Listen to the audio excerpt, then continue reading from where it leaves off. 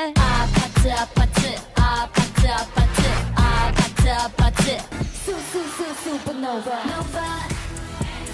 Can't stop hyper Stella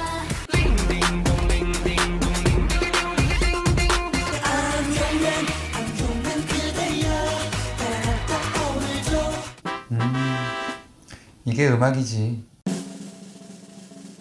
안녕하세요, 임준석입니다. 매년 어김없이 찾아오는 대학 수학능력시험, 이 온갖 수능 금지곡들과 싸워가면서 공부하신 이 수험생분들 그리고 가족분들 정말 고생 많으셨습니다. 작년 수능 문제인데요.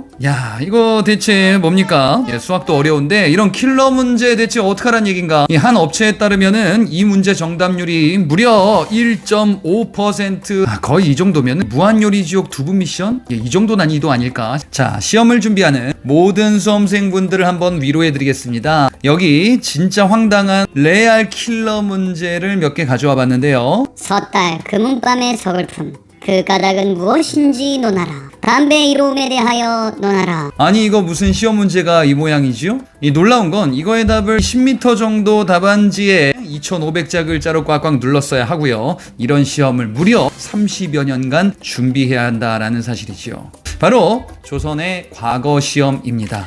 조선시대 과거 시험은 정말 극악의 난이도를 자랑하는 시험인데요. 경쟁률은 3000대 1에서 16000대 1까지. 과거 시험은 고위 공무원을 선발하는 오늘날 고시와 비슷하지만 수능과 유사한 시험도 있습니다. 바로 문과 예비 시험인 소과라는 시험인데요. 1차를 합격하고 2차를 합격하면은 조선 최고의 국립대학 성균관에 입학할 수가 있어요. 성균관 유생으로 처음 입학하면은 신방례라는 이 신고식을 치르게 됩니다. 선배들이 이 신입생들 의 몸을 이 수검댕이처럼 시커멓게 칠한 다음에 그 씻은 물을 마시게 한다든지 추운 겨울에 이 신입생들을 얼음물에 쳐 넣어버리기도 하고 뭔가 익숙하다라는 거는 저뿐인가요? 예전에 뭐 대학교나 막 군대 이런 데서 신고식이랍시고 가혹행위 이런 거 좀 논란되고 했었잖아요.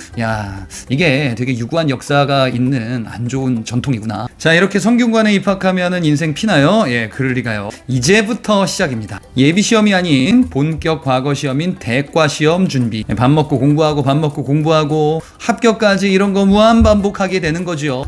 이거 듣기만 해도 기빨리네. 이것만 하는 게 아닙니다. 스승님들에게 제사도 지내고 매일 점호도 하고 거의 뭐 공부하는 과목이다. 그래, 이걸 이겨내고 열심히 공부해서 대과 1차 시험에 응시해서 합격했다. 또 2차 시험이 있습니다. 2차 시험까지도 합격을 했어. 이 문과의 경우 최종 파이널 라운드에 오른 합격 인원은 단 33명입니다. 이 최종 합격생들은 마지막으로 3차 시험을 보게 되는데요. 우리 주상전하께서 출제위원이십니다. 이 왕이 주관하는 순위결정전 전시라는 시험을 마지막으로 보게 됩니다. 아니 순위결정전이면은 뭐 대충 봐도 되지 않나요? 안 됩니다. 이 성적으로 공무원 급수가 정해지거든요. 여러분 앞서 봤었던 황당한 뭐 킬러 문제 같은 거, 그게 바로 실제 출제됐었던 전시 시험 문제입니다.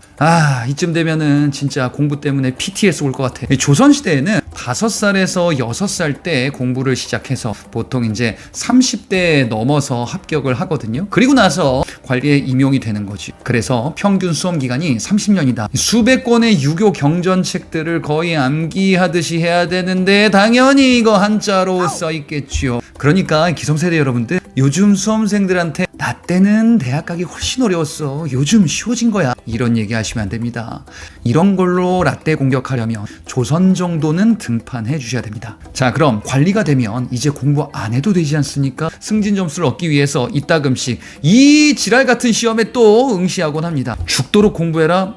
아니에요. 죽을 때까지 공부해라. 이런 학자들이 다스리는 국가, 그게 바로 조선입니다. 그런 전통과 피를 이어받은 사람들이 바로 저와 여러분들이고요. 이제 아시겠죠? 대한민국이 왜 이렇게 공부에 목숨을 거는지 말이죠.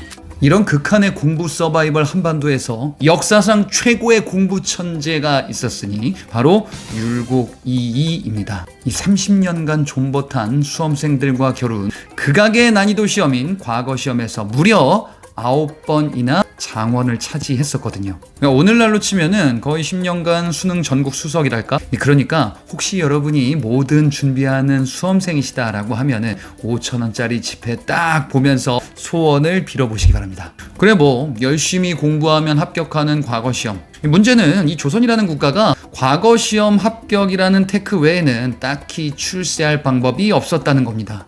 그래서 이 조선 후기가 되잖아요. 그러면 응시자가 수만에 이를 정도로 나라의 모든 일제가 과거 시험에만 집중되게 됩니다. 아니 그럼 이 시험장에서 이 많은 인원들을 어떻게 관리를 할까요?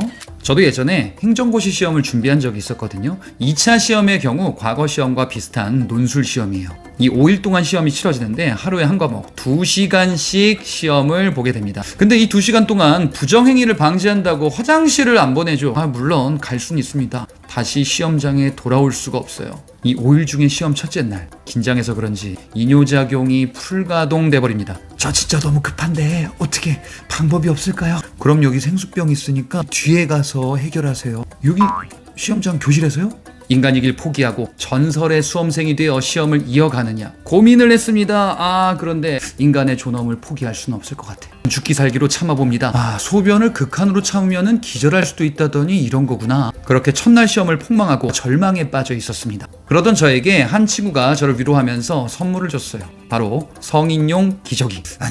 아무리 그래도 어떻게 시험장에 이걸 차고 가라고. 근데 말이죠. 성능이 어찌나 기가 막히던지 더 이상의 자세한 설명은 생략하겠습니다. 이 오늘날과 같이 체계화된 행정력 하에서의 시험에서도 뭐 화장실 문제라든지 이런 자잘한 문제들이 넘쳐나는데 이 조선시대에는 이 수만 명의 응시자들 과연 어떻게 통제했을까요? 그냥 놔버립니다. 여기 조선 후기 풍속화가 김홍도의 그림인데요. 이 나들이 나온 거 아니고요. 과거 시험장입니다. 그냥 아예 그룹별로 상의하면서 이거 답안지 작성하고 있는 중이에요. 이 응시자 옆에 쪽집게 강사 같은 사람 붙어가지고 대신 답안지 작성해주기도 합니다. 이건 뭐 시험장인지 시장인지 모르겠어요. 온갖 부정행위 판치는 이런 과거 시험장. 그래서 조선 말기 되면은 과거 시험 폐지하자라는 이야기들이 나오기 시작을 합니다. 이 오늘날 수능시험도 마찬가지입니다. 난이도 조절에 실패했다. 각종 부정행위들이 속출한다. 과다한 사교육비 부담의 주범이다. 라는 비판에 직면하기도 하죠. 다행인 건지 요즘 들어서는 꼭 좋은 대학교 가야만 성공하는 거 아니다. 라는 이런 인식이 늘어나기도 하는 것 같아요. 그러면 이제 수능시험 부담이 사라졌나요? 이 앞이 보이지 않는 취업난과 자포자기하면서 구직 활동을 포기하는 청춘들, 감당할 수 없는 부동산 가격과 결혼은 안 되겠다라는 이런 인식의 확산, 이 치솟는 교육비 때문에 죽을 맛이지만 우리 아이만큼은 기죽지 않고 살게 해줘야지. 그래요. 결국 좋은 대학 정도는 일단 가놓고 인생 시작하자, 뭐 이런 마인드들이 아직 많이 있는 것 같습니다. 아무리 시대가 변했다라고 하지만 아직 대한민국에서 성공하려면 내신 점수, 수능 점수 이런 거 좋아야 될 것 같다라고들 생각하시죠? 세계 최저 수준의 출산율과 최고 수준의 자살률, 이 지옥의 생존 배틀로얄 한반도에서 살아남으려면 말입니다. 이 시험이던 또 다른 경쟁이던 우리는 이 대한민국에서 생존 게임을 이어가면서 아주 빈번하게 좌절하고 또 벼랑 끝에 몰리기도 합니다. 이럴 때마다 우리를 유혹하는 마법의 문장이 있어요. 포기하면 편해. 이번 생은 그냥 망했다. 정말 그럴까요? 여기 이번 생은 망한 것 같은 한 사람의 사연을 소개해드리겠습니다. 오랜 기간 백수 생활하던 이 사람, 32살이 되어서야 공직에 취업하게 됩니다. 힘겹게 좌절을 이겨낸 듯한 그의 직장 생활. 열심히 일했지만 직장 상사들에게 밉보이면서 억울한 징계를 수차례 받게 됩니다. 결국 누명을 쓰고 파직당한 채 감옥에 갇히는 신세가 되고 맙니다. 그때 그의 나이 53세. 감옥에 갇혔다는 소식을 들은 그의 어머니는 그를 보기 위해서 면회 오는 중에 그만 사망하시고 맙니다. 그리고 그해 무려 그가 아끼는 아들 역시 사망하게 되지요. 이때쯤 이 사람의 마음속에 이런 생각이 피어났을지도 모릅니다. 파란만장한 내 인생 이제 망했구나. 하지만 그는 이렇게 말합니다. 죽고자 하면 살 것이요 살고자 하면 죽을 것이다. 내가 죽지 않았으므로 적들은 우리를 감히 업신여기지 못할 것이다. 1597년 벼랑 끝에 서 있던 그가 거둔 승리, 명량대첩 그리고 노량대첩. 성적이 안 나와도 당장 실패해도 괜찮습니다. 포기하지 마세요. 우리는 우리가 지금 생각하는 것보다 훨씬 더 강하기 때문이죠. 지금까지 저는 찐곡TV 임진석이었습니다. 감사합니다.